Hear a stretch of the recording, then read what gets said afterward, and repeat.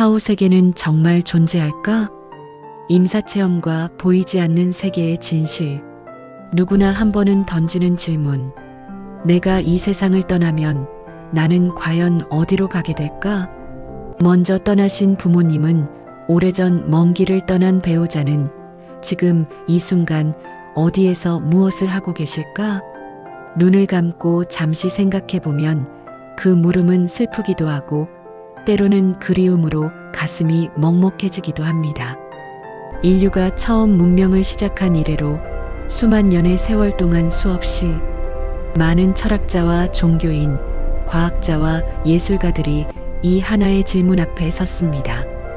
그러나 놀랍게도 아직까지 그 누구도 이것이 정답입니다라고 자신 있게 말하지 못했습니다. 하지만 이상한 일이 있습니다. 전 세계 수만 명의 사람들이 죽음의 문턱, 아주 가까이까지 갔다가 돌아와서는 한결같이 비슷한 이야기를 한다는 사실입니다. 인종도, 종교도, 자라온 문화도, 살아온 환경도 전혀 다른 사람들이 놀라울 만큼 일치하는 경험을 증언합니다. 어린아이도, 나이 드신 어르신도, 독실한 신자도, 신을 믿지 않던 무신론자도 모두 같은 이야기를 합니다. 오늘은 그 신비롭고도 따뜻한 이야기의 문을 조심스럽게 그리고 정성껏 열어보려 합니다. 이 이야기가 어르신들의 마음에 작은 위로와 평온함으로 닿기를 진심으로 바랍니다. 임사체험이라는 말 들어보신 적 있으신가요?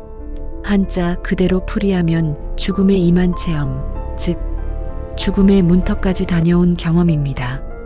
미국의 심장 전문의 피어싱 반 롬멜 박사는 심장 정지로 임상적 사망 판정을 받은 환자 344명을 무려 8년에 걸쳐 추적 연구했습니다. 그 결과 약 18%에 해당하는 62명이 놀라운 경험을 증언했습니다. 단순한 꿈이나 환각과는 전혀 다른 수십 년이 지나도 생생하게 기억나는 체험이었습니다. 이와 비슷한 연구는 전 세계에서 이루어졌습니다. 영국, 네덜란드, 독일, 일본, 인도, 브라질. 언어도 다르고 믿는 신도 다르고 먹는 음식도 다른 이 사람들의 증언이 거짓말처럼 서로 닮아 있었습니다. 그건 뇌가 만들어낸 환각 아닌가요? 이런 의문이 드실 수도 있습니다. 그런데 놀라운 사실이 있습니다. 이 경험을 한 이들 중 상당수가 당시 뇌파가 완전히 멈춘 상태였다는 것입니다. 뇌 활동이 없는 상태에서 어떻게 그토록 선명하고 논리적인 경험이 가능했는지 현대의학은 아직 명확한 답을 내놓지 못하고 있습니다. 자, 그렇다면 그들이 경험한 세계는 어떤 곳이었을까요? 지금부터 하나씩 함께 들여다보겠습니다. 임사체험이 시작될 때 가장 먼저 겪는 공통된 경험이 있습니다. 바로 유체이탈입니다. 수술대 위에 누워있던 분들이, 응급실 침대에 쓰러져 있던 분들이 갑자기 자신의 몸 위로 두둥실 떠올라 아래를 내려다보게 됩니다. 그 순간이 얼마나 생생한지 수십 년이 지나도 어제 일처럼 기억한다고 합니다. 나는 천장 가까이에서 나 자신을 내려다보고 있었어요. 의사들이 내 가슴을 누르며 응급처치를 하고 있었고 그 옆에서 남편이 울고 있었어요. 나는 왜 저렇게 울지? 나 여기 있는데 하고 생각했어요. 이 경험의 가장 큰 특징은 통증이 완전히 사라진다는 것입니다. 아무리 심한 병을 앓고 있었어도 육신을 벗어난 순간 고통은 자취도 없이 사라집니다. 몸이 깃털처럼 가벼워지고 형언할 수 없는 평온함이 온몸을 감쌉니다. 많은 분들이 그 평온함은 이 세상에서 느껴본 어떤 것과도 비교할 수 없는 것이었다고 입을 모아 말합니다. 더 놀라운 것은 이분들이 유체이탈 상태에서 본 장면들을 나중에 의료진이 확인했을 때 정확히 맞아떨어지는 경우가 많았다는 사실입니다. 수술실의 구체적인 기구 배치, 의사들이 나눈 대화, 밖에서 기다리던 가족들의 상황까지도요. 어두운 터널과 끝의 빛. 유체이탈 경험 다음으로 찾아오는 것은 터널입니다. 길고 어두운 그러나 두렵지 않은 터널을요. 끝을 알 수 없이 펼쳐지는 어둠 속을 천천히 혹은 빠르게 나아가다 보면 저 멀리에서 빛이 보이기 시작합니다. 처음에는 작은 점처럼 보이던 그 빛이 점점 가까워지면서 온 세상을 밝혀옵니다. 어떤 분은 그 빛 속에서 처음으로 진정한 집에 돌아온 것 같은 느낌을 받았다고 합니다. 이 세상에서 사는 것이 오히려 타향살이였고 그 빛의 세계가 진짜 고향 같았다고요. 그리운 얼굴들과의 재회. 빛에 가까워질수록 무언가, 아니 누군가가 다가옵니다. 그리고 그 순간이 많은 임사체험자들이 가장 감동적인 순간으로 기억하는 장면입니다. 어머니가 계셨어요. 어머니는 제가 기억하는 가장 젊고 건강하던 시절의 모습으로 웃으며 서 계셨어요. 젊었을 때도 그렇게 환하게 웃으신 적이 없었는데 거기서는 정말 행복해 보이셨어요. 임사체험자들이 만나는 이들은 한결같이 가장 아름답고 건강한 모습을 하고 있다고 합니다. 오랜 투병 끝에 세상을 떠난 분이라도 그곳에서는 병마의 흔적이 하나도 없이 빛납니다. 노안으로 돌아가신 분도 젊고 활기차게 웃고 있습니다. 그리고 거기서는 말이 필요하지 않습니다. 눈빛만 마주쳐도 가까이 가기만 해도 모든 감정이 그대로 전달됩니다. 보고 싶었다, 사랑한다, 걱정하지 마라, 나는 잘 지내고 있다는 마음이 언어 없이 고스란히 느껴집니다. 어르신들, 먼저 떠나보낸 소중한 분들이 생각나지 않으신가요? 이 증언들이 사실이라면 그분들은 지금 이 순간에도 그 따뜻한 빛 속에서 우리를 기다리며 행복하게 지내고 있을지 모릅니다. 파노라마처럼 흐르는 삶의 회고. 임사체험에 또 다른 중요한 장면이 있습니다. 연구자들이 인생 회고 라이프 리뷰라 부르는 경험입니다. 갑자기 자신의 인생 전체가 눈앞에 펼쳐집니다. 어릴 때 첫걸음마를 떼던 순간부터 학창 시절의 기억, 결혼식 날의 설렘, 자녀들을 키우며 보낸 하루하루까지 시간 순서가 아니라 모든 것이 동시에 그러나 하나하나 선명하게 보입니다. 그런데 이 인생 회고에서 특이한 점이 있습니다. 단순히 내가 한 일들을 보는 것이 아니라 내가 타인에게 미친 영향을 함께 느낀다는 것입니다. 내가 누군가에게 건넨 따뜻한 말 한마디로 그 사람이 얼마나 힘을 얻었는지, 반대로 내가 무심코 뱉은 말 한마디가 상대방 가슴에 얼마나 깊은 상처를 남겼는지를 고스란히 체감합니다. 많은 분들이 이 과정을 심판이 아닌 이해의 시간이었다고 표현합니다. 아, 그때 그렇게 했었구나. 그 사람이 그렇게 힘들었겠구나를 스스로 깨닫는 시간이라고 합니다. 경계선 아직은 때가 아니다. 빛을 향해, 그리운 이들을 향해 나아가다 보면 어느 순간 멈춰서게 됩니다. 눈앞에 무언가 경계가 나타납니다. 어떤 분에게는 잔잔하고 아름다운 강이 나타납니다. 어떤 분에게는 아름다운 꽃밭 끝에 선명한 경계선이 있습니다. 또 어떤 분에게는 빛과 어둠을 나누는 문이 있습니다. 형태는 달라도 느낌은 하나입니다. 저 너머로 가면 다시는 돌아갈 수 없다. 그 순간 목소리가 들려옵니다. 아직은 때가 아니다. 너는 아직 할 일이 남아있다. 돌아가라. 내 아이들이 너를 필요로 한다. 그 말을 들은 순간 대부분의 임사체험자들은 저항감을 느낀다고 합니다. 그곳이 너무나 평화롭고 아름다워서 돌아가고 싶지 않았다고요. 하지만 남겨진 가족들, 해야 할 일들이 생각나면서 다시 몸으로 돌아오게 됩니다. 이 경험을 하고 돌아온 분들은 삶을 보는 눈이 완전히 달라진다고 합니다. 죽음이 두렵지 않아지고 오히려 지금 이 순간을 더욱 소중히 여기게 됩니다.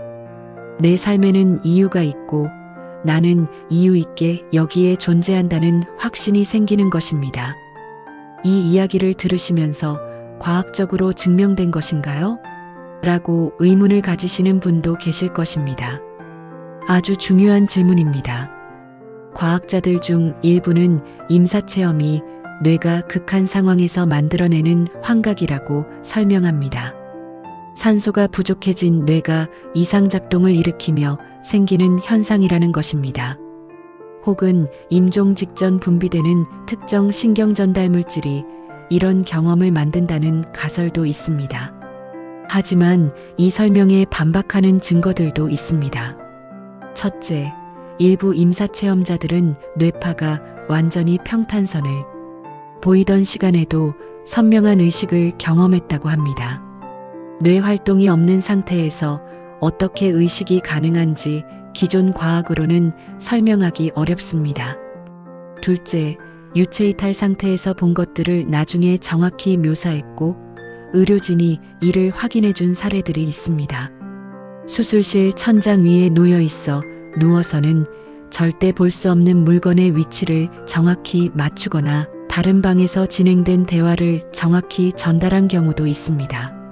셋째, 임사체험은 종교가 없는 사람에게도 아직 종교 개념을 모르는 어린아이에게도 동일하게 나타납니다. 과학은 아직 명확한 답을 내리지 못했습니다. 하지만 그것은 없다는 증거가 아니라 아직 모른다는 뜻입니다. 보이지 않는 세계의 수수께끼는 임사체험에서 그치지 않습니다. 전 세계 곳곳에서 보고되는 또 다른 신비로운 현상이 있습니다. 바로 어린아이들의 전생 기억 증언입니다. 미국 버지니아 대학교의 이안 스티븐슨 박사는 40년에 걸쳐 전 세계 3,000건 이상의 전생 기억 사례를 연구했습니다. 그는 아이들이 기억하는 전생 속 인물을 실제로 찾아 대조하고 아이가 말한 구체적인 사실들을 일일이 확인하는 작업을 했습니다. 한 미국의 어린 남자아이는 자신이 2차 세계대전 때 전투기 조종사였다고 주장했습니다. 아이는 비행기 이름, 항공모함 이름, 전우의 이름까지 구체적으로 댔습니다. 부모는 처음에는 그저 아이의 상상력이라고 생각했지만 확인해보니 실제 역사 기록과 정확히 일치했습니다. 인도에서는 가보지도 않은 마을을 정확히 묘사하고 자신의 전생 가족의 이름과 집의 위치를 말하는 아이들이 보고됩니다. 일본, 레바논, 터키, 미얀마에서도 비슷한 사례들이 계속 나오고 있습니다. 수천 건의 사례 중 과학적으로 설명하기 어려운 경우들이 반복적으로 등장한다는 것은 우리 존재가 이 한 번의 생애로 끝나지 않을 수도 있다는 가능성을 열어놓게 합니다. 사후 세계에 대한 이야기는 먼 나라 연구실에서만 나오는 것이 아닙니다. 우리 선조들의 삶과 언어 속에도 이미 깊이 새겨져 있습니다. 우리 조상들은 사람이 죽으면 돌아갔다고 표현했습니다. 세상을 떠났다고도 하지요. 간다는 것은 처음 왔다가 다시 가는 것이고 돌아간다는 것은 원래 있던 곳으로 되돌아간다는 뜻입니다. 삶이 시작이 아니라 귀환이라는 세계관이 그 한 단어에 담겨 있습니다. 제사를 지내는 문화도 같은 맥락입니다. 기일이 되면 정성껏 음식을 차리고 떠난 분의 이름을 부르고 절을 올립니다. 이것은 단순한 풍습이 아닙니다.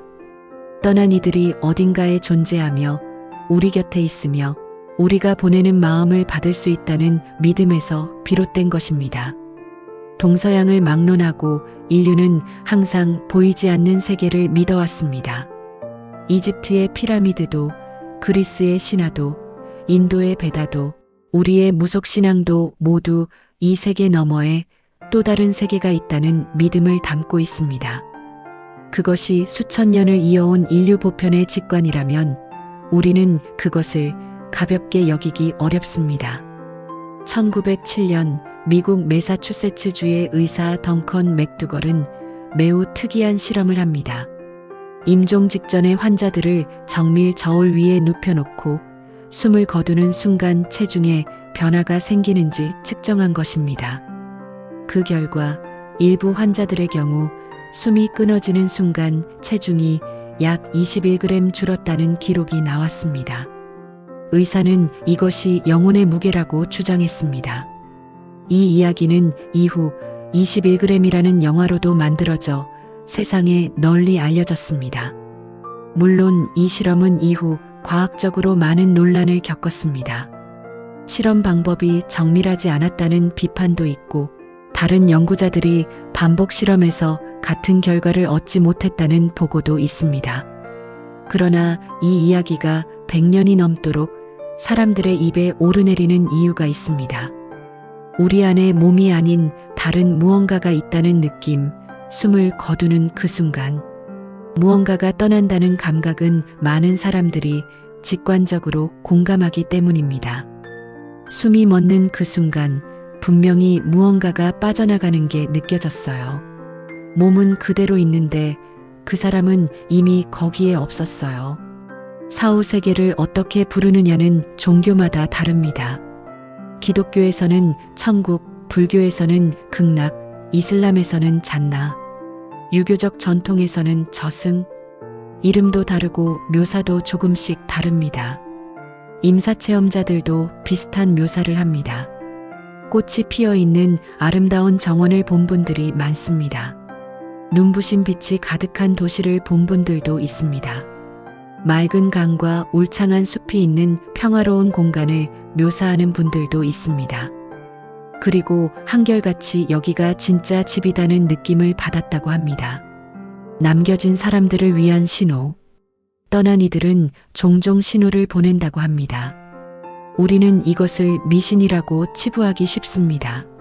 하지만 전 세계적으로 너무나 많은 사람들이 비슷한 경험을 보고하기에 완전히 외면하기도 어렵습니다. 어머니 기일 아침에 라디오를 틀었더니 어머니가 가장 좋아하시던 노래가 나왔어요. 그 순간 어머니가 옆에 계신 것 같은 느낌이 들었어요. 창가에 앉은 나비나 새도 자주 신호로 여겨집니다. 우리 문화에서 나비는 예로부터 영혼의 화신으로 여겨졌습니다. 특이하게도 아무데나 날아다니던 나비가 꼭 그 사람과 인연 있는 날, 인연 있는 장소에 오래도록 머문다는 경험을 많은 분들이 하셨을 것입니다. 이것이 실제 신호인지 우리 마음이 만들어낸 것인지는 알 수 없습니다. 하지만 그 순간 느끼는 따뜻함과 위로는 분명 실제합니다. 그리고 어쩌면 그것으로 충분한 것일지도 모릅니다. 불교의 업, 즉 카르마는 많이 들어보셨을 것입니다. 내가 이 생에서 짓는 생각과 말과 행동이 이 생의 결과에도 또 그 너머에도 영향을 미친다는 개념입니다. 그런데 흥미롭게도 임사체험의 인생회고 경험이 이와 놀랍도록 닮아 있습니다. 내가 남에게 준 상처와 친절을 모두 그 상대방의 입장에서 체감하는 경험이지요. 판사가 심판하는 것이 아니라 내가 스스로 내 행동의 결과를 느끼는 것입니다. 죽음에 대한 두려움 극복. 어르신들, 솔직히 여쭤봐도 될까요? 죽음이 무섭지 않으신가요? 대부분의 사람들에게 죽음은 두려움의 대상입니다. 익숙한 이 세상과의 작별, 이별, 알 수 없는 어둠으로의 진입. 이런 것들이 두렵지 않은 사람이 어디 있겠습니까?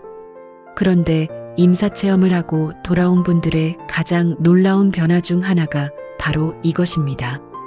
죽음이 더 이상 두렵지 않게 된다는 것입니다.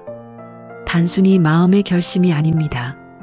몸으로, 영혼으로 경험했기 때문에 생긴 확신입니다. 죽음이 두려웠던 것은 그게 어떤 것인지 몰랐기 때문이에요. 가보고 나서야 알았어요. 죽음은 벽이 아니라 문이에요. 이쪽에서는 끝처럼 보이지만 저쪽에서 보면 새로운 시작의 입구입니다. 죽음을 두려워하지 않는 사람은 오늘을 더 충만하게 삽니다. 언제 끝날지 모른다는 불안 대신 지금 이 순간이 선물이라는 감사가 자리 잡기 때문입니다. 내 삶을 돌아보고 내가 이 세상에 존재했다는 흔적을 의미 있게 남기는 일입니다. 손편지 한 장, 가족에게 남기는 이야기, 어르신의 삶과 지혜가 담긴 기록. 저 보이지 않는 세계를 향해 떠날 때 가져갈 수 있는 것은 무엇일까요? 인생 회고에서 빛나는 순간들은 사랑을 주고받은 순간들이었습니다. 그것이 웰다잉의 본질입니다. 영혼의 영원한 성장. 만약 사후 세계가 있다면 그곳은 어떤 곳일까요? 단순히 쉬는 곳일까요? 아니면 무언가가 계속되는 곳일까요? 임사체험자들의 증언, 전 세계 다양한 영적 전통의 가르침, 그리고 철학자들의 사유를 종합해보면 흥미로운 공통점이 있습니다. 사후 세계는 끝이 아니라 계속이라는 것입니다. 이 관점에서 보면 이 세상에서의 삶은 영원히 사랑을 배우는 학교와 같습니다. 우리는 여기서 사랑하는 것을 배우고, 용서하는 것을 배우고, 감사하는 것을 배우고, 고통 속에서도 빛을 찾는 것을 배웁니다. 어렵고 힘든 상황들도 사실은 이 배움의 과정일 수 있습니다. 오래 살수록 더 많이 배우셨을 어르신들. 인생의 희로애락을 온몸으로 겪으시면서 사랑도 해보시고, 상실도 경험하시고, 기쁨도 슬픔도 모두 품어오셨습니다. 그 모든 경험이 영혼을 더 깊고 풍요롭게 만들어 온 것입니다. 그리고 이 배움은 이 생에서 끝나지 않을 수 있습니다. 저 보이지 않는 세계에서도 또 어떤 형태로든 다음에도 영혼은 계속 자라고 깊어지고 넓어집니다. 우리는 이 광대한 우주의 여정 중 지금 이 지점에 잠시 머물고 있는 여행자들인 셈입니다. 잊혀지지 않는 사랑의 에너지. 사랑도 마찬가지가 아닐까요? 부모님이 우리에게 주신 사랑은 우리 몸의 세포 하나하나에, 우리가 말하는 방식에, 음식을 대하는 태도에, 어려운 이웃을 보는 시선에 깃들어 있습니다. 그분들의 몸은 사라졌지만 사랑은 우리 안에서 살아 숨쉽니다. 우리가 자녀들에게 준 사랑도 그렇습니다. 무수한 밤을 잠 못 자며 아이를 돌보던 그 사랑, 아프면 내 몸이 대신 아팠으면 했던 그 마음, 잘 되기를 바라며 기도했던 그 정성. 이것은 자녀들 안에서 살아있고 또 그들의 자녀들에게로 이어집니다. 사랑은 사라지지 않습니다. 형태가 바뀔 뿐입니다. 그것이 에너지의 법칙이고 그것이 사랑의 법칙입니다.